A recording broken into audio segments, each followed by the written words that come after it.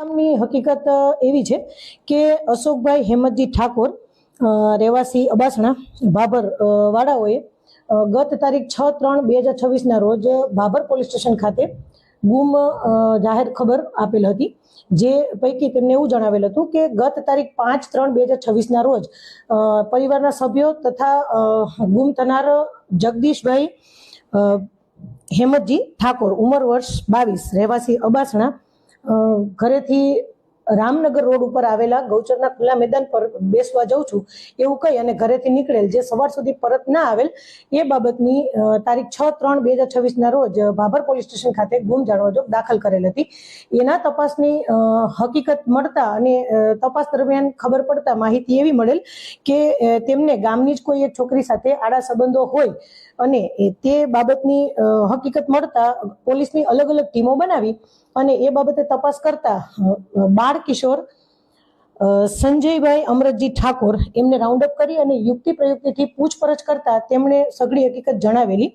કે તેમના મોટા બાપાના દીકરા અશોકજી શાંતિજી ઠાકોર રહેવાસી અબાસણા તાલુકો ભાભર એમની સાથે મળી અને જગદીશ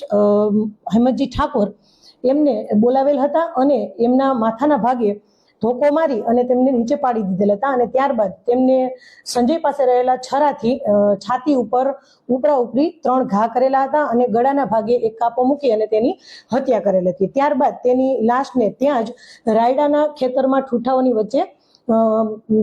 ઢાંકી અને ત્યાંથી એ જતા રહેલ હતા અને ત્યારબાદ ઘરે જઈ અને પ્લાસ્ટિકના કોથળામાં પેક કરી અને ત્યાં છુપાવી દીધેલ અને બીજા દિવસે એના બાપા શાંતિજી ચેરાજી ઠાકોરને વાત કરેલ કે લાશને સગે વગે કરવા બાબત તેઓએ જણાવેલ કે રાત્રિના દરમિયાન 11-12 વાગ્યાના અરસામાં બીજા દિવસે તેઓએ ત્યાંથી સંતાડેલી લાશ કાઢી અને શાંતિજીએ પોતાના ભાણેજ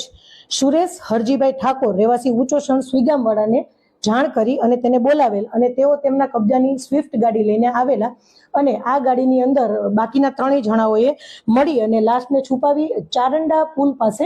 નર્મદાની કેનાલની ઉપરથી લાશને તેમાં ફેંકી દીધેલ. આવી હકીકત જણાવતા અમોએ અલગ અલગ ટીમ બનાવી અને લાશની શોધખોળ શરૂ કરેલ,